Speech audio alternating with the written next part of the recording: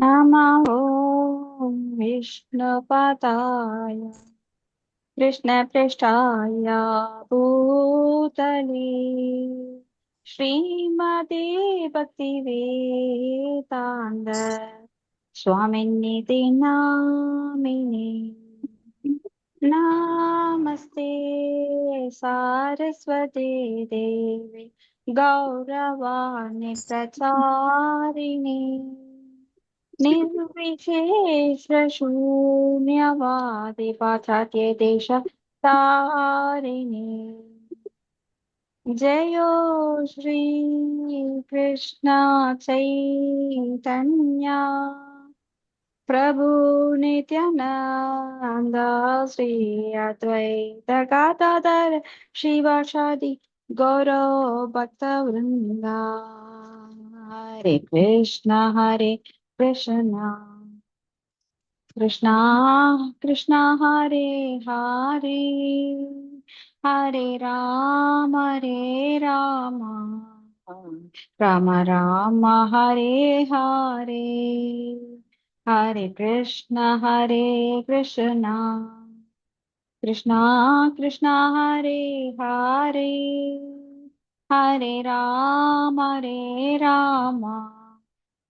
राम राम हरे हरे जय राधा माधव जयो कुंज बिहारी जय राधा माधव जयो कुंज बिहारी जय गोपी जन वल्लभा जयो गिरिवरधारी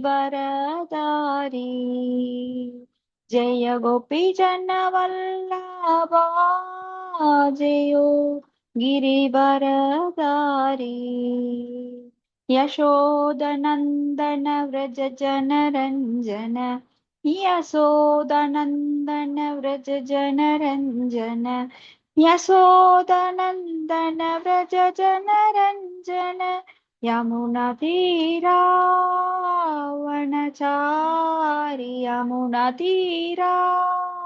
वनचारि जयो राधा माधव कुंज बिहारी हरे कृष्णा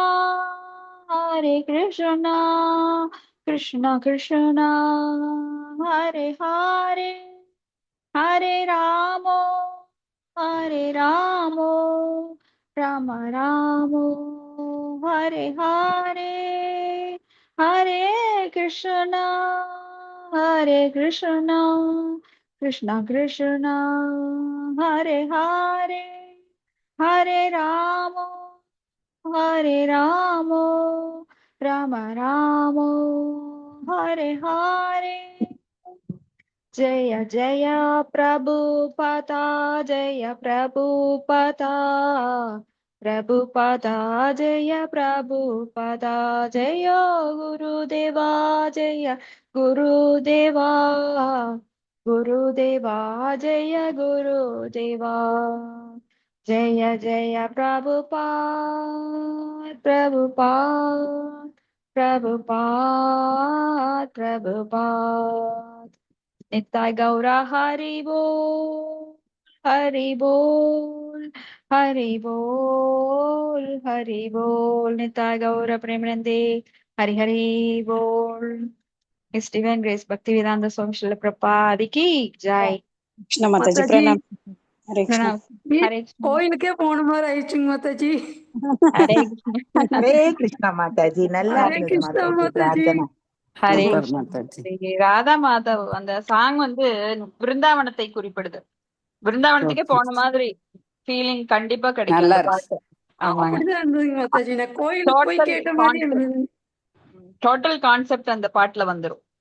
சரி ஜெய சரிங்க. ராத மாதவா ஆ, குஞ்சாபிகாரி ஜெய கோபீஜன வல்லபா கோபியர்கள் வந்துடுறாங்க. பிருந்தாவனம் வந்துடுது, ராதா வந்துடுறாரு, கிருஷ்ணர் வந்துடுறாரு, எல்லாமே அங்க வந்துரும். சூப்பர் மாதாஜி. இருப்பாங்க ஹரே யசோதா அம்மாவும் அதுல வருவாங்க. ஹரே கிருஷ்ணா. ஹரே கிருஷ்ணா. மாதாஜி இன்னைக்கு ஸ்ரீமத் பாகவதம் 4வது காண்டம் 22வது அத்தியாயம் ஸ்லோகம் 47ங்களா? ஆமாங்க மாதாஜி, 47. ஓகே. ஓம் நமோ பகவதே வாசுதேவாய. ஓம் நமோ பகவதே வாசுதேவாய. ஓம் நமோ பகவதே வாசுதேவாய. ईदृशी भगवतो गतिरात्मवाद एहान्दो निकम्पि प्रतिपादितान् दुष्यन्त्व हतप्रकरुणा स्वकृतेन नित्यं को नाम तत्प्रति करोति विनोद पात्रम्. படிக்கிறேங்க மாதாஜி. படிங்க. மொழிபெயர்ப்பு. பிருது மகாராஜா தொடர்ந்து கூறினார், முழுமுதற் கடவுளுக்கு தொடர்புடைய ஆத்ம உணர்வு பாதையை வேதங்களின் ஆதாரத்தின் அடிப்படையில் மனித சமுதாயம் மெய்யறிவு பெற வேண்டும் என்பதற்காக விளக்குவதின் மூலம் அளப்பரிய சேவை செய்யும் மகான்களுக்கு கைமாறாக அவர்கள் தொழுவதைத் தவிர வேறு என்ன செய்ய முடியும்? அப்படிப்பட்ட மகான்கள் அவர்களின் செயல்களில் மூலமே திருப்தி அடைய முடியும். அச்செயல்கள் அவர்களது அளவற்ற கருணையினால் மனித சமுதாயத்துக்கு வழங்கப்படுகின்றன. பொருளுரை. பௌதீக உலகைச் சேர்ந்த உயர்ந்த பெரியவர்கள் மனித சமுதாயத்திற்கு நலம் தரும் செயல்களை செய்வதற்கு பெரு விருப்பமுடையோராய் இருக்கின்றனர். ஆனால் உண்மையில் முழுமுதற் கடவுளோடு தொடர்புடைய ஆத்ம உணர்வினை பெறக்கூடிய அறிவினை வழங்குவதை காட்டிலும் வேறு சிறந்த தொண்டை யாரும் செய்துவிட முடியாது. எல்லா உயிர்களுமே மாயையின் கோரப்பிடியில் சிக்குண்டிருக்கின்றன.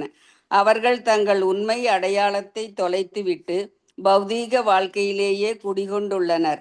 மேலும் ஒரு உடலிலிருந்து மற்றோர் உடலுக்கு அமைதி வாழ்வினை தேடி இடம் பெயர்கின்றனர்.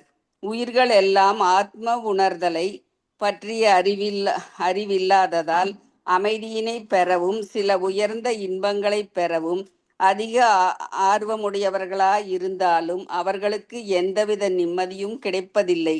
தெய்வீக அருளாளர்களான குமாரர்கள் நாரதர், பிரகலாதர், ஜனகர், சுகதேவ கோஸ்வாமி மற்றும் கபிலர் போன்றோருக்கு அவர்களை பின்பற்றும் வைணவ ஆச்சாரியர்களும் அவர்கள் சீடர்களுக்கு மனித சமுதாயத்திற்கும் முழுமுதற் கடவுளுக்கும் உயிர்களுக்கும் உன்னத தொடர்பினை புரிந்து கொள்வதற்குரிய அறிவு விதையினை விதைத்ததின் மூலம் மதிப்புமிக்க பணியினை செய்திருக்கின்றனர். அந்த அறிவே மனித இனத்துக்கு வழங்கப்பட்ட நிறைவான வரமாகும். கிருஷ்ணரை பற்றிய அறிவானது பெறக்கரிய நன்கொடையாகும். அதனை அருளியவருக்கு அதற்கு பதிலாக யாரும் எதனையும் திருப்பி கொடுத்து விட முடியாது.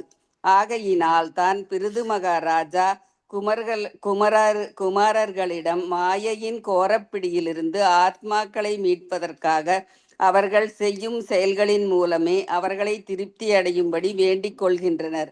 அவர்களது மேன்மை மிக்க செயல்களுக்கு பிரதி உபகாரமாக அவர்களை திருப்திப்படுத்த வேறு வழியும் இல்லை என்பதை மன்னர் அறிந்தே இருந்தார். வினோத பாத்திரம் என்ற வார்த்தையினை இரண்டாக வினோ மற்றும் உத பாத்திரம் என்று பிரிக்க வேண்டும். அவ்வாறு இல்லாது ஒரு வார்த்தையாக வினோத பாத்திரம் என்று கொண்டால் அதன் பொருள் கோமாளி என்பதாகும். ஒரு கோமாளியின் செயல்கள் தருவதாகும். அதுபோல ஒருவன் கிருஷ்ணரின் உன்னதமான செய்திகளை கற்றுத்தரும் ஆன்மீக குருவிற்கோ ஆச்சாரியாருக்கோ எதனையும் திருப்பித் தர வேண்டும் என்று முயற்சித்தால் அதுவும் அக்கோமாளியின் செயலை போன்று நகைப்புக்கு இடமளிப்பதாகும். ஏனென்றால் அப்பிறவிக் கடனை ஒருவரால் திருப்பித் தர முடியாது. மக்களின் உயர்ந்த நண்பன் அல்லது நலன் செய்பவன் யார் என்றால் உண்மையான கிருஷ்ண உணர்வினை பெறுவதற்காக மனித இனத்தின் துயில் நீக்குபவனே ஆவான். ஹரே கிருஷ்ணா மாதாஜி. நன்றி மாதாஜி. ஹரே கிருஷ்ணா. தேங்க்யூ மாதாஜி. இந்த ஸ்லோகத்துல இல்ல பிரபுபாதர் என்ன சொல்றாருன்னா, தானத்தில் சிறந்தது அன்னதானம் அப்படின்னு எல்லாம் நிறைய பழமொழிகளை கற்பனைக்கு தகுந்த மாதிரி எந்த சாஸ்திர பூர்வமும் இல்லாம சாஸ்திர ஆதாரம் இல்லாம மனிதர்கள் அவங்களே உருவாக்கிக்குவாங்க. சட்டங்களை யாராலும் உருவாக்க முடியாது. தர்மம் தூ சாக்ஷாத் பகவத் பிரணீதம். பகவான் மட்டும்தான் சட்டத்தை உருவாக்கி கொடுத்திருக்காரு. அது வேதங்கள் மூலமாக நம்மளுக்கு கிடைச்சிருக்கு. சோ வேதங்களின் கொள்கைகளை கடைபிடிப்பவனே மனிதன். இல்ல அவன்தான் ஆரியன், இல்லைன்னா அவன் அநாகரிகன். ஆரியன் அப்படின்னா நாகரிகமானவன், நாகரிகம் அப்படின்னா ஆன்மீக அறிவில் சிறந்தவன், ஆன்மீக கட்டளைக்கேற்ப தன் வாழ்க்கையில அதை கடைபிடித்து கடைசியில வீடு பேரு அப்படிங்கிற முக்தி நிலையை அவன் எய்துவான். இல்லைன்னா நம்ம என்ன பண்ணுவோம்னா பல வழிகள்ல போய் கடைசியில இந்த கண்ணை கட்டி காட்டுல விட்ட மாதிரி இதுக்குள்ளேயே தெரிஞ்சிட்டு இருப்போம், இந்த பௌதிக உலகங்களையே தெரிஞ்சிட்டு இருப்போம். வீடு விட்டு வீடு, கூடு விட்டு கூடு, இடம் விட்டு இடம், லோகம் விட்டு லோகம்னு பல உடல்கள் எடுத்து இங்கேயே அலைய வேண்டி இருக்கும். அதனால ரொம்ப ஜாக்கிரதையா இருக்கணும். அது இதுக்கு உதவுறது யாரு அப்படின்னா சுயம்பு, நாரத, சம்போ, குமார, கபிலோ, மனுகு, பிரகலாதோ, பீஸ்மோ, ஜனகோ, பலிர், வையாகிர், வையம் அப்படின்னு பகவானுடைய அந்த சகாக்கள் 12 மகா ஜனங்களை பகவான் கொடுத்திருக்காரு. அது தவிர நாமெல்லாம் பிரம்ம மத்துவ கௌடிய சம்பிரதாயத்துல நாமெல்லாம் பாதச்சுவடுகளை பின்பற்றுபவர்கள். அதாவது நாமெல்லாம் ஸ்ரீல ரூப கோஸ்வாமியின் பாதச்சுவடுகளை, ரூப அணுகாஸ் அப்படின்னு சொல்லப்படுறவங்க நாமெல்லாம். அப்ப நம்மளுக்கு வழிகாட்டக்கூடியவர்கள் உயர்ந்த இந்த தவசிகள். ஏன்னா இவங்க அனைத்து சாஸ்திரங்களையும் நன்கு கற்று உணர்ந்தவர்கள், நமக்கு வழிகாட்டக்கூடியவர்கள்.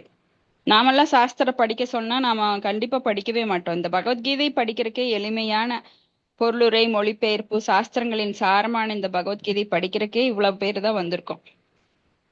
எவ்வளவு பேருக்கு நம்ம சொல்லியிருப்போம், பக்கத்துல இருக்கிறவங்களுக்கு, ஃப்ரெண்ட்ஸுக்கு, ரிலேட்டிவ்ஸ்க்கு, எல்லாருக்கிட்டையும் சொல்றோம் வாங்க கொஞ்சம் காதுல கேளுங்க, நல்லது நல்லதுன்னு. ஸோ யாருக்குமே அது புரியறது இல்லை. எளிமையான இந்த பகவத்கீதை படிக்கிறக்கே இவ்வளவு கஷ்டம்னா, ரிக், யசுர், சாம, அதர்வன இதெல்லாம் படிச்சு நீங்க கடவுள்கிட்ட போங்கன்னு சொன்னா யாரும் தேர மாட்டாங்க. அதனாலதான் அந்த வியாசதேவர் என்ன பண்றாருன்னா அதையெல்லாம் சுருக்கி சுருக்கி சுருக்கி எழுதி 4 முதல்ல ஒரே வேதமா இருந்ததை 4ஆ பிரிக்கிறார். 4ஆ பிரிச்சு மறுபடியும் 108 உபனிஷங்களா கொண்டு வராரு.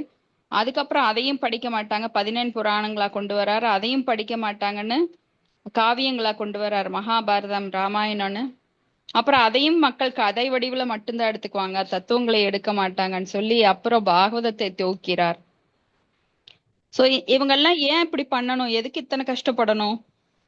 ஏன்னா அவங்கெல்லாம் நலம் விரும்பிகள், மக்களுடைய நலம் விரும்பிகள். சுக்ருதம் சர்வபூதானாம், எப்படி பகவான் எல்லா உயிர்களுக்கும் நண்பரோ அது போல இவங்களும் மக்களோட நலனை விரும்புறதுனால தான் நிறைய கிரந்தங்களை கொடுக்குறாங்க நம்மளுக்கு.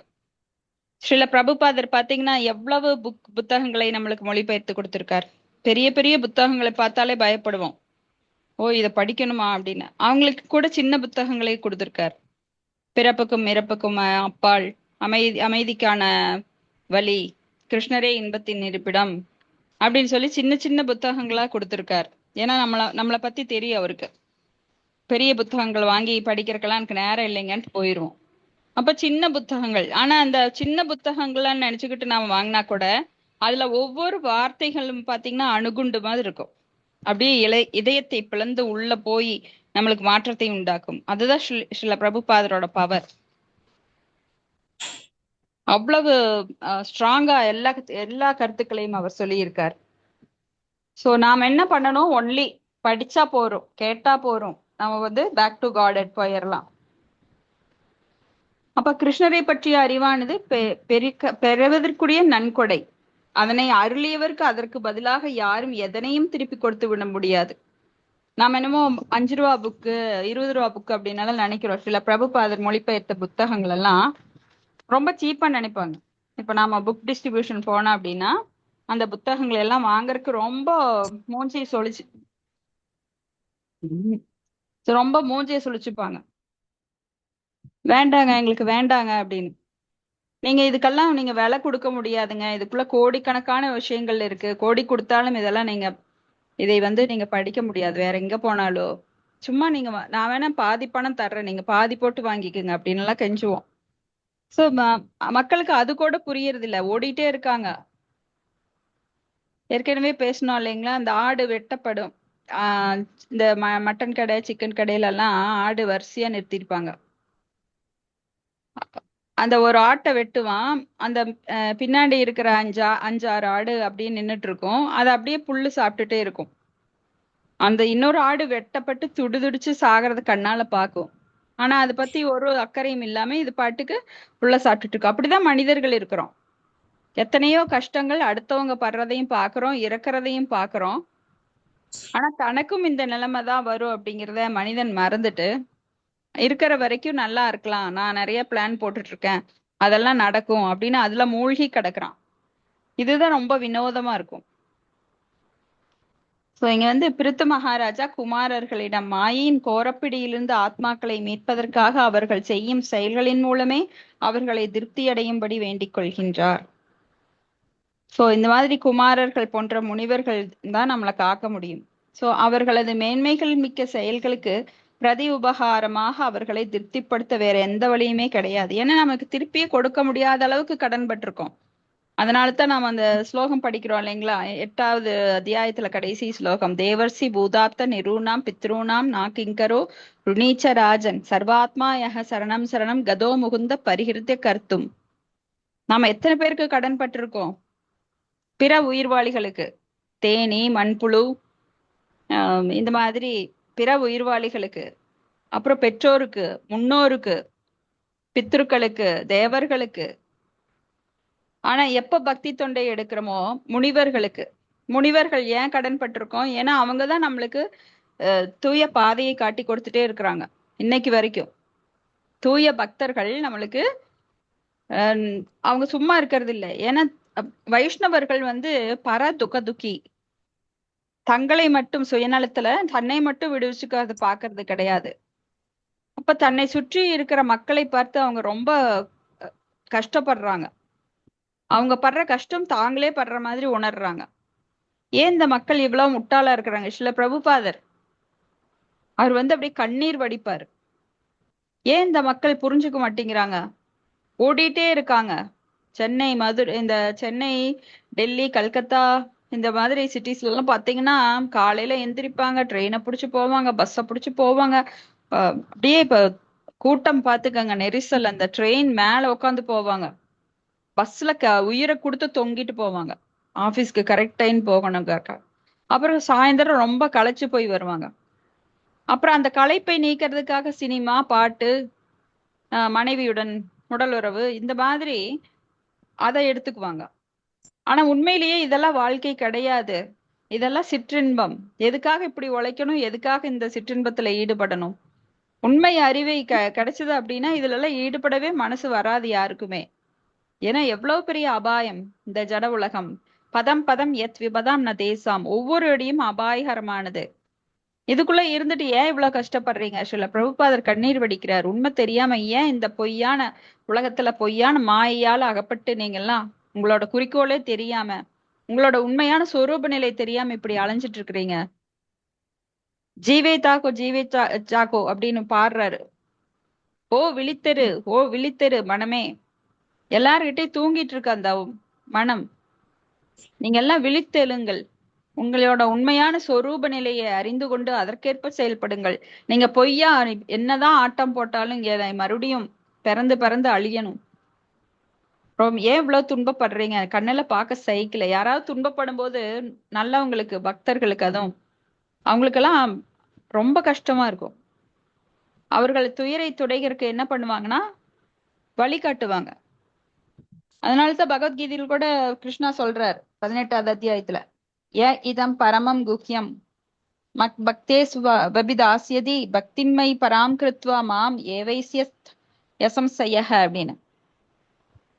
அப்போ நிறைய பேரு நிறைய அன்னதானம் பண்றது, கோயில் கட்டுறது, சாரி இந்த விடுதிகள், அனாதை விடுதிகள் கட்டுறது, அப்புறம் பஸ் ஸ்டாப்ல நிழல் குடை போடுறது, இந்த மாதிரி எல்லாம் பண்ணுவாங்க.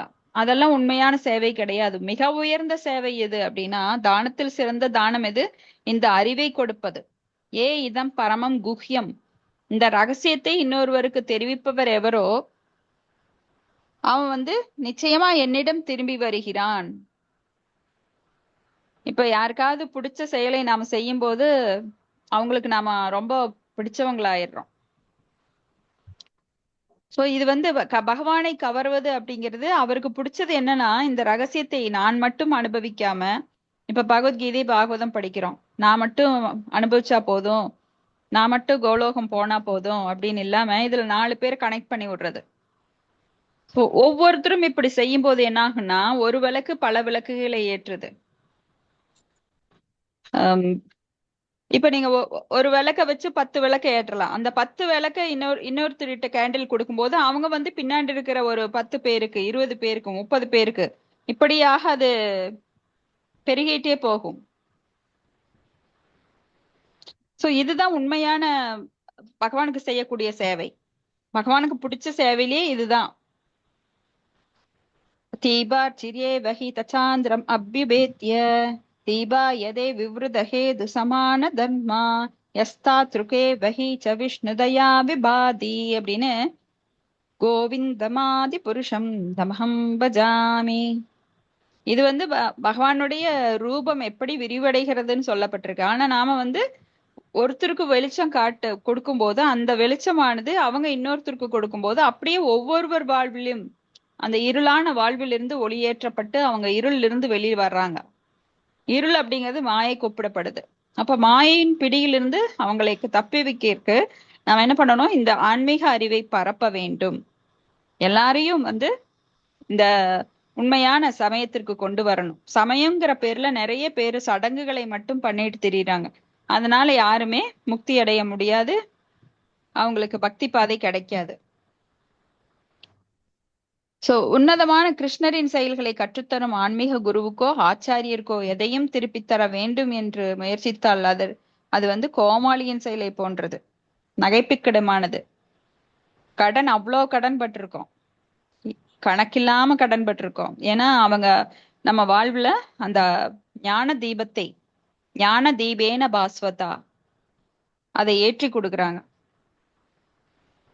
ஏனென்றால் அப்பிறவிக் கடனை ஒருவராலும் திருப்பித் தர முடியாது. மக்களின் உயர்ந்த நண்பன் அல்லது நலம் செய்பவன் யார் என்றால் உண்மையில் கிருஷ்ண உணவினை பெறுவதற்கான மனித இனத்தின் துயில் நீக்குபவனே ஆவான். ஏன்னா எல்லார்கிட்டையும் கிருஷ்ண பக்தி உள்ள இருக்கு, ஆனா உறங்கின நிலையில அறியாமையால் மூடப்பட்டிருக்கு. நித்திய சித்த கிருஷ்ண பிரேம சப்த கஹோஹய ஸ்ரவணாதி சுத்த அப்படின்னு சொல்லி சைத்தன்ய சரிதாமிரத்துல சைத்தன்ய மகாபிரபு சொல்றாரு, எல்லார் உள்ளத்திலையும் கிருஷ்ண உணர்வு உறங்கி கிடக்கிறது, அதை வந்து தட்டி எழுப்பணும். அதைத்தான் நம்மளுக்கு குரு எல்லாம் செய்யறாங்க. ஹரே கிருஷ்ணா. அடுத்தது ஸ்லோகம் 48. மைத்ரேய உவாச்ச த ஆத்மயோக பதய ஆதி ராஜேன பூஜிதா ஷீலம் ததீயம் சம்சந்தகே அபவன் மிஷதாம் நிரோனாம். மாதாஜி, மொழிபெயர்ப்பு. தெய்வத்திரு ஆஸ்தாவத்தி பக்திவேதாந்த சுவாமி ஸ்ரீல பிரபுபாதா அவர்களுக்கு ஜெய். மாமுனிவர் மைத்ரேயர் தொடர்ந்து கூறினார், மகாராஜா பிருதுவினால் இவ்வாறு வணங்கப்பட்டவுடன் பக்தி தொண்டின் நாயகர்களான 4 குமாரர்களும் மிகவும் மகிழ்ச்சி அடைந்தனர். உண்மையில் அவர்கள் வான்வெளியில் தோன்றி பிருது மன்னரின் குணநலன்களை மிகவும் பாராட்டி பேசினர். அவைகளை எல்லோரும் கவனித்தனர். பொருளுரை: தேவர்களின் கால்கள் நிலத்தில் தொடாது என்று சொல்லப்படுகின்றது. அவர்கள் வானத்திலேயே நடக்கவும் பயணிக்கவும் செய்கின்றனர். நாரத மகாமுனியைப் போலவே குமாரர்களும் வானத்தில் பயணம் செல்ல எந்தவித இயந்திரங்களையும் பயன்படுத்தவில்லை. சித்தலோகத்தை சேர்ந்தவர்களும் இயந்திரங்களின் உதவியின்றியே வானில் பயணம் செய்கின்றனர். அவர்கள் ஒரு உலகத்திலிருந்து மற்றொரு உலகத்திற்கு போவதனாலேயே அவர்கள் சித்தர்கள் எனப்படுகின்றனர். அவர்கள் எல்லா விதமான சித்த மற்றும் யோக சக்திகளை பெற்றவர்கள் என்று கூறப்படுகிறது. இது போன்ற முழு யோக சித்திகளை பெற்ற தெய்வீக அருளாளர்களை இப்போது பூமியில் காண முடியாது. ஏனென்றால் அவர்கள் வருகை புரிவதற்குரிய மனித இனம் இன்றும் இல்லை. குமாரர்கள் பிருது மகாராஜாவின் சிறந்த பக்தி தொண்டினையும் உயர்ந்த குணநலன்களையும் மிகவும் பாராட்டினார். அவர்கள் பிருது மகாராஜா தங்களை வணங்கிய முறையில் முழு திருப்தியடைந்தனர். மகாராஜா பிருதுவின் அருளினால் அவர் நாட்டைச் சேர்ந்த சாதாரண குடிமக்களும் வானில் பறக்கின்ற குமாரர்களை பார்க்கவும் பாக்கியம் பெற்றனர். Hare Krishna Mataji. Thank you Mataji. Thank you Mataji. So இந்த மாமுனிவர்கள் குமாரர்கள் போன்ற பற்பல முனிவர்கள் இருக்காங்க. ஸ்வயம்பு, நாரத, சம்பு, குமாரோ அப்படின்னு சொல்லி 12 மகாஜனங்கள் 12 மகாஜனங்கள் அவங்க எல்லாருமே மக்களுக்கு நல்லது செய்யறதுக்காக அவங்க நல்ல பாதையை ஏற்படுத்தி கொடுத்திருக்காங்க. இப்ப வியாசதேவர் போன்ற முனிவர்கள் பாத்தீங்கன்னா இங்க இங்க தமிழ்நாட்டிலே கூட அகத்தியர் வந்து தமிழ்நாட்டுல மட்டும் இல்ல, அவர் காவிரிய கொண்டு வந்தார் இல்லைங்களா? இப்படி பல முனிவர்கள் மக்களுடைய நன்மைக்காக பற்பல நல்ல நல்ல ஒரு செயல்களை, கிரந்தங்களை எல்லாம் அவங்க கொடுத்துட்டு போயிருக்காங்க. சோ அதன் மூலமா நாம அதையெல்லாம் படிச்சு நாம இந்த ஜட உலக வாழ்வில் இருந்து வெளியேற வேண்டும். அதுதான் நம்மளோட உண்மையான ஞானம். இப்ப 4 குமாரர்களை வந்து அவர் பிருது மகாராஜா நன்கு உபசரித்து அதிதி தேவோ பவ அப்படின்னு சொல்லி நல்லா அவங்களுக்கெல்லாம் பாதங்களை எல்லாம் கழுவி அவங்க பாத தூளிகளை எல்லாம் தன் உடல்ல பூசிக்கிட்டு உச்சிஷ்டத்தை எடுத்து சாப்பிட்டு அவங்களுக்கு நல்லா வரவேற்பு கொடுத்து நல்ல மரியாதை கொடுத்து அவங்களை திருப்திப்படுத்துறார். எப்பவுமே முனிவர்கள் பக்தர்கள் நம்ம வீட்டுக்கு வரும்போது அவங்கள மகிழ்ச்சி, எப்படி பகவானை வந்து எப்பவுமே நம்ம திருப்திப்படுத்துறோமோ அது போல அவர்களை திருப்திப்படுத்தணும். எந்த குறையும் வைக்க கூடாது. உபசரிக்கிறதுக்கு நம்மளுக்கு பெரிய அளவுல வசதி இல்லைன்னா கூட, நாம பிரசாதம் கொடுக்கலினா கூட நாம உள்ள கூப்பிட்டு அவங்களுக்கு சரியான ஆசனத்தை கொடுக்கணும், தண்ணி கொடுக்கணும். அப்படியே ஆசனம் இல்லைன்னா கூட அவங்கள ஒரு தூய ஒரு ஆடை, புதுசா ஒரு நல்ல துவைத்த ஆடையை கீழே போட்டு அதுல உட்கார வைக்கணும். ஏதோ ஒரு வகையில அவங்களை திருப்திப்படுத்தணும், அவங்களை புகழ வேண்டும். இப்படியெல்லாம் நம்மளுக்கு சம்பிரதாயம் இருக்கு. இன்னைக்கு கூட பாத்தீங்கன்னா நான் தமிழ்நாடு அதுவும் சிறப்பா விருந்தினர்களை உபசரிக்கிறதுல தமிழ்நாடு பாரம்பரியம் மிக்கது. இந்த இந்தியாலேயே பொதுவா அந்த இதெல்லாம் இருக்கு. ஆனா வெளிநாடுகள்ல எல்லாம் அவ்வளவு கிடையாது, விருந்தினர்களை உபசரிக்கிற இதெல்லாம் கிடையாது. ஏன்னா அங்க மெக்கானிசம் மெஷின் மாதிரி ஓடிட்டே இருப்பாங்க. வீட்டை பூட்டிட்டு எப்படா வேலைக்கு போனோம், கணவன் மனைவியும் குழந்தை வந்து அனாதையா கிடக்கும். அதனாலதான் அங்க வந்து ஒரு குடும்பத்துல அட்டாச்மெண்ட் இருக்காது. ஆனா இங்க வந்து இங்க பாரம்பரியம் என்னன்னா குடும்பம் அப்படிங்கிறது ரொம்ப முக்கியம். குடும்பத்துல இப்படிதான் இருக்கணும், மனைவி வந்து கணவனுக்கு அடங்கி இருக்கணும். அங்கெல்லாம் வந்து ஈக்குவாலிட்டி அப்படின்னு சொல்லி எங்களுக்கும் பொது சமமான உரிமை இருக்கு அப்படின்னு சொல்லி எல்லாம் போராடுறவங்க. ஆனா இங்கெல்லாம் அப்படி கிடையாது. நம்மலாம் பண்பாடு நாகரிகம் அறிந்தவங்க, வேதத்தின் கட்டளைகளுக்கு உட்பட்டு நாம நடக்கிறோம். ஒரு பெண்ணானவள் கணவனோட பாதுகாப்புல இருக்கணும், முதல்ல பெற்றோரோட பாதுகாப்புல இருக்கணும், அப்புறம் கணவனோட பாதுகாப்புல, அப்புறம் ஒரு மகனோட பாதுகாப்புல, இப்படி பெண்களானவங்க அப்படி இருக்கணும். ஈவன் சில பிரபுபாதர் சொல்லுவார் பெண்கள் வேலைக்கு போக வேண்டிய அவசியம் கிடையாது அப்படின்னு. ஆனா இன்னைக்கு பெண்கள் எல்லாம் வேலைக்கு போறாங்க. அப்போ அது பிரச்சனைகளும் கூடவே வரும். அவன் என்னை இப்படி பார்த்தான் அப்படி பார்த்தான், அன்னை யார் வீட்டை விட்டு வெளியில போக சொன்னா. ஏன்னா இன்னைக்கு நார்த் இந்தியன் பெண்கள் எல்லாம் பாத்தீங்கன்னா முக்காடு போட்டுக்கிட்டு, அந்த மராட்டிஸ் எல்லாம் இங்க பாத்திருப்பீங்க, முக்காடு போட்டுக்கிட்டு அவங்க முழுசா உடம்ப கவர் பண்ணி தலைய கூட கவர் பண்ணிருப்பாங்க. ஏன்னா ஒரு ஆடவனை தூண்டுவது அப்படிங்கிறது முடி நீளமா இருந்தா அதை உடனே அவன் வந்து நல்லா பார்ப்பான். முடி அப்ப பெண்களுடைய உடம்பு தெரிஞ்சா அவன் பார்க்கத்தான் செய்வான், கண்ணு இருக்கிறவன் பார்க்கத்தான் செய்வான். அப்ப இன்னைக்கு பெண்கள் எப்படி ஆடை போடுறாங்கன்னா இந்த ஜீன்ஸ் சொல்லிட்டு ஒரு ட்ரௌசர் மாதிரி போடுவாங்க, மேல ரொம்ப இன்னருக்கு கீழே கொஞ்சம் தான் இருக்கும், 1 இன்ச் கீழே இருக்கும். அந்த மாதிரி ட்ரெஸ் எல்லாம் போட்டுட்டு இவன் என்னைய முறைச்சு பார்த்தான், ஏன் நீ உன்னை எக்ஸ்போஸ் பண்ற, உன்னை காணிக்கிற, அவன் பாக்குற அளவுக்கு உனக்கு ஏன் ட்ரெஸ் போடணும்? ட்ரெஸ்ஸுங்கிறது உன்னோட சௌகரியத்துக்கு தான், அடுத்தவன் பாக்குறதுக்கு கிடையாது. சோ இந்த மாதிரி நிறைய விஷயங்கள் இருக்கு, அதை பேசிட்டே போலாம். ஆனா இங்க என்னன்னா நாம பாக்குறோம் பிருது மகாராஜாவின் சிறந்த பக்தி தொண்டினால உயர்ந்த குணநலங்களை அவங்க பாராட்டுறாங்க முனிவர்கள். சோ அவங்க பிருது மகாராஜா மேல அவங்க திருப்தி உறுகிறார்கள். இப்படித்தான் பகவானை நாம் திருப்தி பண்ணணும். எப்படின்னா நாம் வந்து பகவானுக்காக காரியங்களை செய்யும் போது, அவரை புகழ்ந்துரைக்கும் போது, அவரை பற்றிய நாம ரூப லீலைகளை பாகவதம் மூலமாக பக்தர்கள் மூலமாக கேட்கும் போது அவர் திருப்தி அடைகிறார். இப்ப நாம பேசுறோம், நம்ம கிட்டவே பகவான் இருக்கிறார், நம்ம உள்ளத்துல பகவான் இருக்கிறார், அவர் மகிழ்ச்சி அடைகிறார்.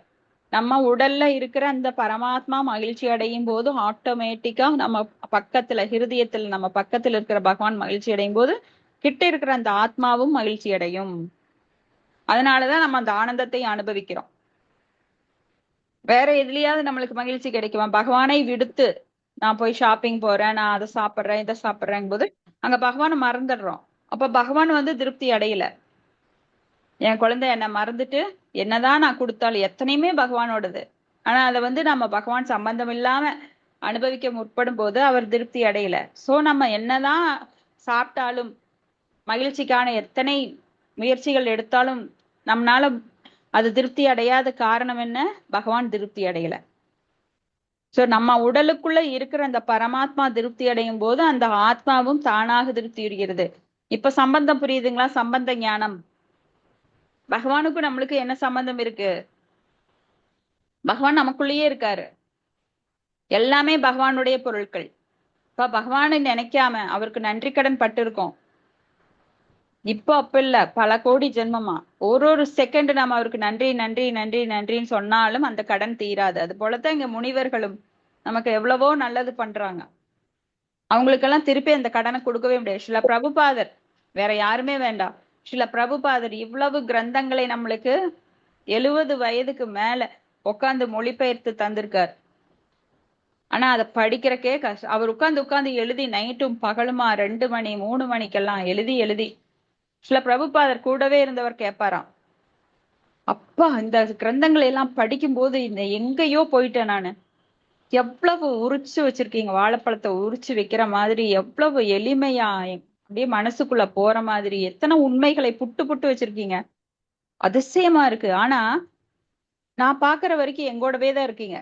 காலையில வந்து ப்ரீச் பண்றீங்க, டெம்பிளுக்கு அங்கங்க போய் நன்கொடை வாங்குறீங்க, பக்தர்கள் கிட்ட உட்காந்து பேசுறீங்க, பிரச்சாரம் பண்றீங்க. எப்பத்தான் நீங்க எழுதுறீங்க எனக்கே தெரியல, அதிசயமா இருக்கு அப்படிங்கிறார். சோ நைட் எல்லாம் உட்காந்து எழுதுவார். அவர் உட்காந்து எழுதுனத சிம்பிளா படிக்கிறதுக்கு கூட நம்மளுக்கு கஷ்டம், அதை கேட்கறதுக்கு கூட கஷ்டம் அப்படின்னா அப்ப நம்ம எப்படி முன்னேற முடியும்? வாழைப்பழத்தை தொளிச்சு வாயில வச்சு ஊட்டி விட முடியும், ஆனா நாமளே முழுங்கி தர முடியுமா? அந்த அளவுக்கு சில பிரபுபாதர் நம்மளுக்கு எளிமையா கொண்டு வந்து வாயில ஊட்டி விடுறார். அதை முழுங்கறதுக்கு கஷ்டப்பட்டுட்டு நம்ம பராக் பார்த்துட்டு இருந்தா வேற என்ன நம்மளால பண்ண முடியும்? there is no other go. விடுபடுறதுக்கு வாய்ப்பே இல்லை இந்த ஜெயில இருந்து. இந்த பௌதிக ஜெயிலு, நம்மளுக்கு ஜெயில் கம்பியில் இருக்கிறவங்க தான் சிறையில் இருக்கிறாங்கன்னு நினைச்சுக்க கூடாது. நாமெல்லாம் அவங்களாம் குட்டி சிறையில் இருக்கிறாங்க, நாமெல்லாம் பெரிய சிறையில் இருக்கிறோம். அந்த சிறைக்குள்ளேயே கார் வாங்கி மொசைக் போட்டு பங்களா கட்டிட்டு நம்ம அறியாமையில உழன்று கொண்டு இருக்கிறோம். ஏன்னா நித்தியம் இல்லாத இதுக்குள்ள உட்கார்ந்துட்டு நான் அனுபவிக்கிறேன் அப்படின்னு சொல்லிட்டு பொய்யா நாமளே ஏமாத்திட்டு இருக்கோம். ஏன்னா நம்ம உண்மையான நிலை வந்து இங்க இருக்க வேண்டிய அவசியம் கிடையாது. இந்த துன்பம் நிறைந்த உலகில துக்காலயத்துல இருக்க வேண்டிய அவசியம் கிடையாது. நாமெல்லாம் ஆன்மீக ஆத்மாக்கள், ஆன்மீக உடல் எடுத்து பகவானோட நாங்க ஜாலியா இருக்க வேண்டியவங்க. பகவானுடைய லோகம் ரொம்ப அற்புதமானது. இந்த மோசமான உலகத்துல வந்து சிக்கிட்டு அறியாமைனால நம்ம ரொம்ப கஷ்டப்பட்டுட்டு இருக்கிறோம். பிரகிருதி ஸ்தானி கர்ஷதி அப்படின்னு. அடுத்தது 49வது ஸ்லோகம். அப்போ இதுல இன்னொரு விஷயம் என்னன்னா, நல்லோர் இருக்க எல்லோருக்கும் பெய்யும் மழை. அப்ப பிருத்து மகாராஜா இங்க தூய பக்தர், பகவானோட இன்கார்னேஷன், சக்தியாவேஸ் அவதாரம் அப்படிங்கிறதுனால அங்க கூடியிருந்த அவரை சுற்றி இருந்த மக்களும் அவர் மூலமா இந்த 4 குமாரர்களோட தரிசனம் அவங்களுக்கு கிடைக்குது. யாராவது ஒரு நல்லவங்க அவங்கள வந்து கோயிலுக்கு கூட்டிட்டு போறாங்க, வாங்க எங்க குரு மகாராஜ் வராரு. நிஜமா என்னையெல்லாம் அப்படிதான் கூட்டிட்டு போனாங்க. சென்னையில அவரோட வியாச பூஜை நடந்தது, 50வதுன்னு நினைக்கிறேன். அப்போ இங்க எனக்கு முதல்ல என்னை இந்த கிருஷ்ணா கான்சியஸ்ல இன்ட்ரடியூஸ் பண்ணவரு என்னை வம்பு பண்ணி கூட்டிட்டு போனாரு. அப்ப நான் என்ன பண்ணேன்னா ஃபர்ஸ்ட் லைன்ல உக்காந்து, எனக்கு ஏகாதசி விரதம் எல்லாம் இருந்து பழக்கம் இல்லை, ஏன்னா வயிறு தொந்தரவு இருக்கு, பசி தாங்க மாட்டேன். அப்ப எனக்கு வந்து நட்ஸ் எல்லாம் கொடுத்து எனக்கு கொண்டு வர சொல்லியிருந்தாங்க. அதெல்லாம் உட்காந்து குரு மகாராஜ் பாட்டுக்கு பேசிட்டு இருக்காரு, நான் அந்த நட்ஸ் சாப்பிட்டுட்டு அவரை பார்த்துட்டு இருக்கேன். ஃபர்ஸ்ட் லைன்ல நிறைய பேர் உக்காந்துருக்காங்க, பயங்கர கூட்டம். அவர் தெரிந்தோ தெரியாமலோ அவரோட கண் பார்வை நம்ம மேல படும்போது அந்த கருணை நம்மளுக்கு கிடைக்குது. சோ நீங்க யாராவது 4 பேரை கூட்டிட்டு போகும்போது அந்த பாக்கியம் உங்களுக்கு கிடைக்கும். மாயப்பூருக்கு கூட்டிட்டு போனாங்கன்னா அந்த சுக்ருதி அவங்களுக்கு கிடைக்கும். நிறைய பேர் இந்த மாதிரி மாற்றங்கள் குரு மகராஜ பார்த்த உடனே அவர்கிட்ட ஆசி வாங்கின உடனே பக்தர்கள் ஆயிருக்காங்க. அது போல மாயப்பூர் போனவங்க பக்தர்கள் ஆயிருக்காங்க. முடியவே ஒரு சான்ஸே கிடையாது இவங்க குடும்பத்துல பக்தர்களாக. இவங்க எல்லாம் இப்படித்தான் அப்படின்னு நினைச்சவங்க எல்லாம் கூட மாறி இருக்காங்க. ஒரு மாதாஜி ஒருத்தவங்க குடும்பத்துல ரொம்ப எதிர்ப்பு. ஆனா இவங்களுக்கோ கிருஷ்ணா கான்சியஸ் விட முடியல. அவங்களால சேன் பண்ண கூட முடியாது. பாத்ரூம்ல உட்காந்து மறைஞ்சு மறைஞ்சு அவங்க வந்து சேன் பண்ணி முடிச்சிருவாங்களாம். அப்புறம் மாயப்பூர் டூர் கூட்டிட்டு போறாங்க. அவங்க வீட்டுல கொஞ்சம் கம்பல் பண்ணி, வாங்க நான் தனியா போறேன், நீங்க எல்லாருமே வாங்க. அவங்களுக்கெல்லாம் பக்தியே கிடையாது. பக்தியை பற்றிய ஒண்ணுமே தெரியாது. ஸோ இந்த வைதி பக்தி தான் இருந்தாலும் அது கூட தெரியாது. அப்ப அவங்க மாயப்பூர் போயிட்டு வந்த உடனே அவங்க கிட்ட கொஞ்சம் கொஞ்சமா மாற்றம். அப்புறம் அந்த மாதாஜி வந்து அவங்கள ரொம்ப அடிச்சு துன்புறுத்திருக்காங்க. சாண்டிங் எல்லாம் பண்ணக்கூடாது, நீங்க பாகவதம் படிக்க கூடாது அப்படிலாம். ஆனா அதுக்கப்புறம் பாத்தீங்கன்னா அவங்களே டிவோட்டி ஆயிட்டாங்க எல்லாருமே. அப்போ குரு மகராஜோட கருணை, அந்த மாயப்பூர் வந்து பேருக்கேத்த மாயா, மாயா இல்லாத பூர். அது அங்க மாயாவே கிடையாது. பகவானுடைய அந்தரங்க மாயா வேணா இருக்கு. ஸோ யோக மாயா. ஸோ அந்த யோக மாயை அங்க உள்ள போயிட்டு வந்தாலே மாயைங்கிற ஒரு இதுக்குள்ள உள்ள நுழைஞ்சா என்ன ஆகும்னா, இருக்கிறது எல்லாமே தலைகீழா நம்மளுக்கு இருக்கும். நம்மளாம் மாய உலகத்துல இருக்கிறோம். இப்ப பாகவதம் படிக்கும்போது கொஞ்சம் தெளிவோடு இருக்கிறோம். ஆனா இதுக்கு வெளியில போனோம்னா மறுபடியும் மாயா உலகத்துக்குள்ள போயிடுவோம். நீங்க சினிமாலாம் பார்த்திருப்பீங்க, மாயா உலகத்துக்குள்ள போனா அந்த மந்திரத்தினால எல்லாமே வந்து இருக்கிற மாதிரி இருக்கும். ஆனா ஒண்ணுமே இருக்காது அதுல. அந்த சூன்யக்காரி அந்த மாதிரி எல்லாம் நிறைய நாம படங்கள்ல பாக்குறோம் இல்லைங்களா? மாயா உலகம் அதுதான் இது. நாம வசிக்கிற உலகம். இல்லாத ஒன்றை இருப்பதா மாயா, இல்லாத ஒன்றை இருப்பதாக நினைப்பது. அதுக்குள்ளதான் உட்காந்துட்டு நம்ம குண்டு சட்டியில குதிரை ஓட்டிட்டு இருக்கிறோம். ஆனா ஆன்மீக உலகம் இதை விட ரொம்ப பெருசு. அது வந்து திரிபாத விபூதி. ஆனா இங்க இந்த ஜட உலகமானது ஏகபாத விபூதி. ஆனா இந்த ஏகபாத விபூதியே இவ்வளவு பெருசா இருக்கு இந்த மாய உலகம். ஆன்மீக உலகம் இதை விட 3 மடங்கு. 4ல் 1 பகுதி தான் ஜட உலகம், 3 பகுதி ஆன்மீக உலகம். அப்ப பாத்துக்கோங்க எவ்வளோ பெருசு அப்படின்னு. அங்கெல்லாம் வீழாத ஆத்மாக்கள். நம்மெல்லாம் ஷர, அவங்கெல்லாம் அஷர, வீழாத ஆத்மாக்கள். நாமெல்லாம் வீழ்ந்த ஆத்மாக்கள். இப்படி நிறைய நம்ம கண்ணுக்கு தெரியாத சூட்சுமமான விஷயங்கள் நிறைய இருக்கு. ஸ்லோகம் 49. வைன்யஸ்து துர்யோ மகதாம் சம்ஸ்தித்யாத்ம சிஷயா ஆப்த காமம் இவாத்மானம் மேன ஆத்மனே அவஸ்திதः. படிக்கட்டும் மாதாஜி. படிங்க மாதாஜி, நான் படிக்கட்டவா? படிங்க மலைய மாதாஜி, அடுத்தது படிங்க. சரி, ஓகே, நான் படிக்கட்டவா இல்ல அப்புறம் படிக்கணுமா? விஜய மாதாஜி படிங்க.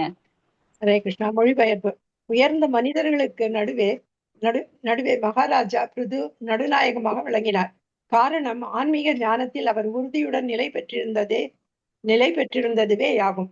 ஆன்மீக உணர்வில் முழு வெற்றி எய்த பெற்றமையினால் அவர் முழு திருப்தியுடன் இருந்தார். பொருளுரை. பக்தி தொண்டில் உறுதியாக இருப்பவன் உயர்ந்த திருப்தியினை அடைகிறான். உண்மையில் சுய திருப்தி என்பதே தூய பக்தர்களால் மட்டுமே அடையக்கூடியதாகும். ஏனென்றால் அவர்கள் முழுமுதற் கடவுளுக்கு தொண்டு புரியும் ஆசையினை தவிர வேறு எந்த ஆசையும் கொள்வதில்லை. முழுமுதற் கடவுளுக்கும் வேறு எந்தவித ஆசையும் கிடையாது. அவர் தனக்குள் தானே முழு திருப்தி அடைகின்றார். அதுபோல முழுமுதற் கடவுளுக்கு தொண்டு செய்யும் ஆசையினை தவிர வேறு எந்த ஆசையும் இல்லாத தூய பக்தனும் பரமபுருஷ பகவானை போலவே தானும் சுய திருப்தி அடைகிறார். சுய திருப்தியும் மன அமைதியும் பெற எல்லோரும் விரும்புகின்றனர்.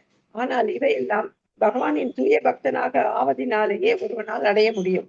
ருதுமன்னர் முந்தைய ஸ்லோகங்களில் தனக்கு இருப்பதாக கூறியது விசாலமான அறிவும் சிறந்த பக்தி தொண்டும் இஸ்லோகத்தில் அவர் மகாத்மாக்களில் சிறந்தவர் என்று சொல்லப்படுவதன் மூலம் ஒப்புக்கொள்ளப்படுகிறது. பகவத்கீதையில் 9.13 மகாத்மாக்களை பற்றி ஸ்ரீ கிருஷ்ணர் இவ்வாறு கூறுகிறார். மகாத்மானஸ்து மாம் பார்த்த தெய்வீம் பிரகிருதிம் ஆசிரிதாக பஜந்தி அனன்ய மனசோ ஞாத்வா பூதாதிம் அவ்யயம். ஓ ஹிருதயின் மைந்தனே, என் நிலையிலும் குழப்பமடையாத மகாத்மாக்கள் தெய்வீக இயற்கையின் பாதுகாப்பின் கீழ் இருக்கின்றனர்.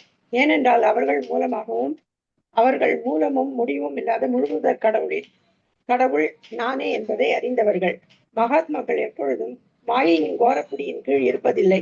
அவர்கள் ஆன்மீக சக்தியின் பாதுகாவலின் கீழேயே இருக்கின்றனர். இதன் காரணமாகவே உண்மையான மகாத்மா எப்பொழுதும் பகவானின் பக்தி தொண்டிலேயே ஈடுபட்டவராக இருக்கின்றார். ரிது மகாராஜாவும் மகாத்மாவிற்கு உரிய அறிகுறிகளை எல்லாம் வெளிப்படுத்தியவர். ஆகையினாலே அவர் இஸ்லோகத்தில் துர்யோ மகதா, அதாவது மகாத்மாக்களில் சிறந்தவர் என்று அழைக்கப்படுகின்றார். ஹரே கிருஷ்ணா. தேங்க்யூமா. ஹரே கிருஷ்ணா. தேங்க்யூ மாதாஜி. ஸோ இங்க நம்ம ஏற்கனவே பேசின மாதிரி தான், எப்பவுமே பக்தர்கள், தூய பக்தர்கள் எப்போ பக்தி தொண்டை எடுக்க ஆரம்பிச்சிட்டாங்களோ அப்பவே பகவானுடைய எல்லை கோட்டுக்குள்ள காலை வச்சுட்டாங்க. ஒன்ஸ் காலை வச்சுக்கிட்டாலே அவங்களுக்கு பகவானுடைய பாதுகாப்பு அவங்களுக்கு நிரந்தரமாகி விடுகிறது. ஸோ நேத்து தான் பிரபு கிளாஸ் எடுத்தாரு, அதுல நாம பார்த்தோம். ஆனாலும் பக்தர்களுக்கு துன்பம் வருது. பகவானோட எல்லை கோட்டுக்குள்ள போயிட்டா கூட பகவானுடைய அந்தரங்க சக்தியின் கட்டுப்பாட்டுக்குள்ள அவங்க வந்துடுறாங்க. அப்ப மாயாவோட வெளிப்புற சக்தியிலிருந்து விடுபட்டு விடுகிறார்கள். ஒண்ணு இங்க வரும்போது அங்க கண்டிப்பா வெளியேறி ஆகணும். இப்ப நீங்க கோயம்புத்தூர் விட்டு வெளியேறி சேலத்துக்கு போறீங்கன்னா, சேலத்தோட எல்லையில கால் வச்சிட்டீங்கன்னா கோயம்புத்தூர்ல இருந்து வெளியே போயிடுறீங்கன்னு அர்த்தம். அப்போ மாயையோட என்ட்ரன்ஸ், மாயையோட அந்த பிடியிலிருந்து, மாயையோட பிளேஸ்ல இருந்து நீங்க பகவானோட பிளேஸ் கால் வச்சாச்சு. அப்போ பகவானோட கண்ட்ரோல்ல வந்துடுறீங்க. ஆனாலும் மாயை என்ன பண்ணுதுன்னா, கபடி விளையாடுவாங்க இல்லையா, இந்த லைன் இருக்கும் நடுவுல, நீ வந்து உறுதியா இருக்கிறியா அப்படின்னு சோதிக்கிறதுக்காக அடிக்கடி உங்களை காலை பிடிச்சி இழுத்து அவங்க லைனுக்கு கொண்டு வர ரொம்பவே முயற்சிப்பாங்க. பல சோதனைகள் வரும். நீங்க பக்திக்குள்ள வந்தப்ப பார்த்திருக்கணும். ஆரம்ப நிலையில உங்களுக்கு என்னதான் கிளாஸுக்கு டைம் ஆச்சுன்னு நினைச்சாலும் அப்பதான் கெஸ்ட் வருவாங்க, அப்பதான் ஹஸ்பண்ட் சத்தம் போடுவாரு, எப்ப பாரு இதை வச்சுட்டு உட்காந்துருக்கிறியா, எனக்கு டிஃபன் எடுத்து வை அப்படிம்பாரு. இல்லைன்னா அந்த புக்கெல்லாம் வாங்காத, எனக்கு காசு கிடையாது, இதையெல்லாம் கொண்டு போய் போடு அப்படிம்பாங்க. இப்படி பல விதங்கள்ல உங்களுக்கு தொந்தரவு வந்திருக்கும். அது செட்டில் ஆகிறதுக்கு அந்த மாயை வந்து உங்களை ரொம்ப விடாது. என் பிடியிலிருந்து நீ போறதுன்னா நீ கண்டிப்பா டெஸ்ட் அட்டன் பண்ணு, என்கிட்ட எக்ஸாம் அட்டன் பண்ணு, உன்னை நான் பல விதங்கள்ல சோதனை பண்ணுவேன், அதுல எல்லாம் ஜெயிச்சாதான் நீ பக்திக்குள்ள போக முடியும் அப்படின்னு சொல்லி உங்களை ரொம்ப டெஸ்ட் பண்ணி அப்புறம் தான் இந்த கோட்டுக்குள்ள அனுப்புவாங்க. பக்தியில வந்தவங்களுக்கு எல்லாமே இது புரிஞ்சிருக்கும். பக்தியில இல்லாதவங்க வந்து நல்லா இருக்கிற மாதிரி இருக்கும். ஏன்னா அவங்க ஏற்கனவே மாயைக்குள்ளதான் இருக்காங்க, அவங்களுக்கு டெஸ்ட் பண்ண வேண்டிய அவசியம் இல்லை. ஏன்னா எக்ஸாம்க்கே அவங்க வரல. இந்த கோட்டை தாண்டணும்னா தானே எக்ஸாம் வைக்க முடியும். சோ மாயா வந்து நம்மள இங்க வர்றதுக்கு ரொம்ப பேர் சோதிச்சு அப்புறம் தான் அனுப்புவாங்க. அப்படியே வந்தாலும் கூட நம்ம கிட்ட இருக்கிற அந்த கலங்கங்களை அதையெல்லாம் தூய்மைப்படுத்துவதற்கு அப்புறம் பகவான் வந்து நம்மள நல்லா எல்லாத்துலயும் போட்டு போட்டு வறுத்து எடுப்பார். அப்பதான் நம்மளுக்குள்ளே இருக்கிற அந்த வாசனா அப்படிங்கிற உள்ள அழுந்த பதிந்திருக்கிற அந்த பதிவுகள் எல்லாம் நீக்கிறதுக்காக நம்மள பல வழிகள்ல சுத்தி சுத்தி அந்த மெஷின்குள்ள அனுப்பி கிளீன் ஆகிற மாதிரி நம்ம கிளீன் பண்றதுக்காக. அப்ப நம்ம வந்து பொறுத்துதான் ஆகணும். ஏன்னா நம்ம கிட்ட நோய் இருக்கு, கட்டி இருக்கு உடம்புக்குள்ள. அந்த கட்டியை அகற்ற வேண்டும் என்றால் கத்தி வைக்கணும். அப்ப டாக்டர் வந்து நல்லதுதான் செய்யறாரு.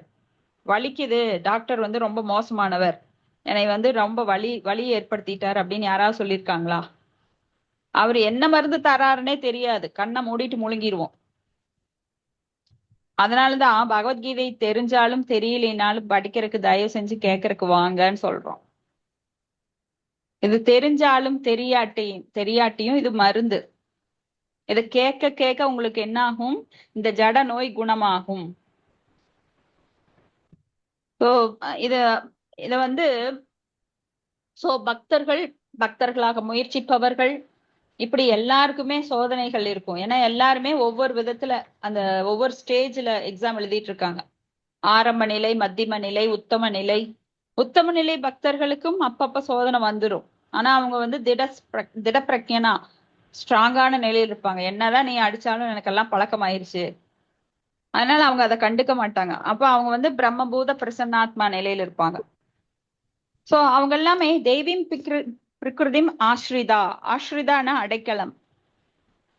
தெய்வீம் அப்படின்னா பகவானோட அடைக்கலத்தில் அவங்க எல்லாம் இருக்கிறாங்க. அவங்களுக்கு வந்தா என்ன கஷ்டம் வந்தாலும் அது பகவானாலேயே வருது.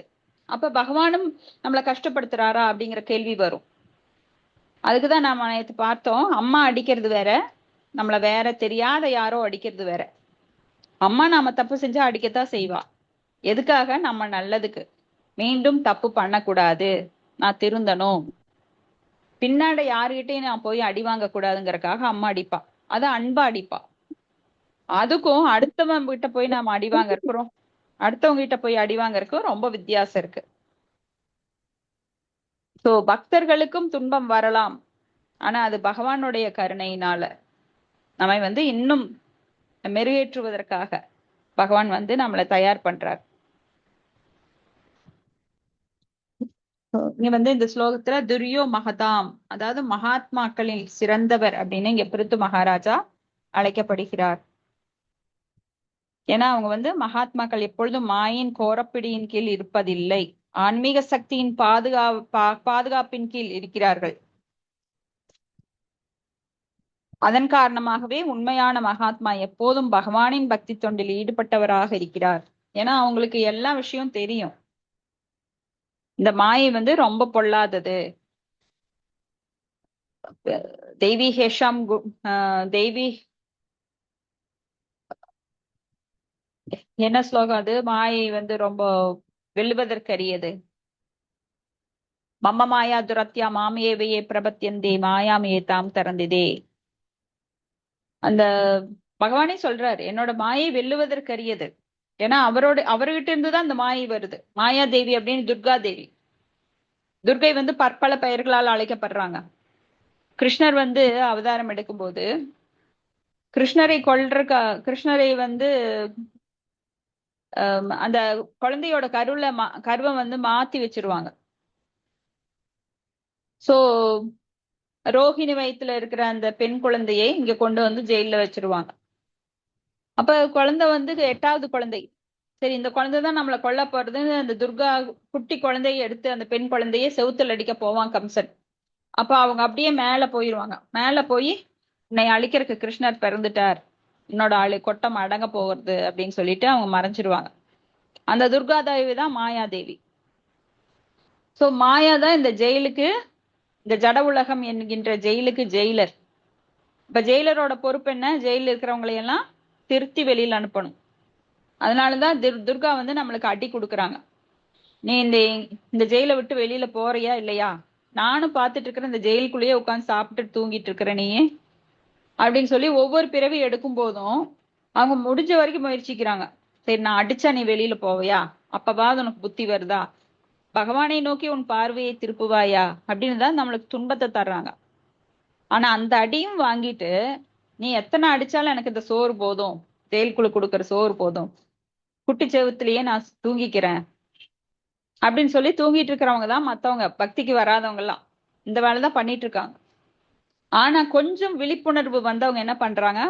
ஐயோ, இந்த மாயா என்னை அடிக்கிறாங்க, இங்கிருந்து தப்பிச்சு ஓடணும், என்னதான் பண்ணினாலும் இவங்க நம்மளை குத்த சொல்றாங்க. இதானே நடக்குது. நம்ம என்னதான் நல்லது பண்ணினாலும் நம்மள மாயானா மாயாவே நேரா வர மாட்டாங்க. நம்ம பல நெய்பர்ஸ், பல ரிலேட்டிவ்ஸ், இவங்க மூலமெல்லாம் அடி உத நல்லா வாங்குவோம். நம்ம என்ன செஞ்சாலும் அவங்க எல்லாம் நீ மோசம் அப்படின்னு சொல்லுவாங்க, நம்மளை பத்தி பொல்லாது சொல்லுவாங்க. அதையெல்லாம் கேட்டுக்கிட்டு நம்ம என்ன பண்ணணும்? கடவுளை நோக்கி இன்னும் 10 அடி 10 அடி 10 அடி இப்படி நகர்ந்துட்டே போகணும், கிட்ட க்ளோஸ் ஆகணும். அதை விட்டுட்டு அவங்கள பொல்லாப்பு சொல்லிட்டு இங்க உட்காந்துட்டு இருக்க கூடாது. அவங்களாம் நம்மளுக்கு ரொம்ப உதவி பண்றாங்க, பகவானை நெருங்கிறதுக்கு ரொம்ப உதவி பண்றாங்க. சோ அவங்களெல்லாம் நம்ம நன்றி சொல்லணும். முடிஞ்சா அவங்களுக்கும் சொல்லணும், நீயும் வா என் கூட கை கோர்த்து பக்திக்கு உள்ள வந்துரு, பகவான் நம்மளை பார்த்துப்பாரு, நீ உன்னோட குணங்களை எல்லாம் மாத்திக்குவ அப்படின்னு மனசுல நினைச்சுக்கணும். நீங்க சொல்லிடாதீங்க, அப்படி சொன்னீங்கன்னா இன்னும் வம்பு வரும். சோ முடிஞ்ச வரைக்கும் இந்த ரகசியத்தை எல்லாருக்கும் சொல்லி பக்திக்கு கொண்டு எல்லாருக்கும் நல்வழி காட்ட வேண்டும். அதுதான் பகவானுக்கு ரொம்ப பிடிச்ச செயல். பகவானை திருப்திப்படுத்த இந்த எளிமையான செயலை செஞ்சா போறோம். ஹரே கிருஷ்ணா. இதோட முடிச்சுக்கலாம். உங்களோட கருத்துக்கள் சந்தேகம் இருந்தா விவாதிக்கலாம்.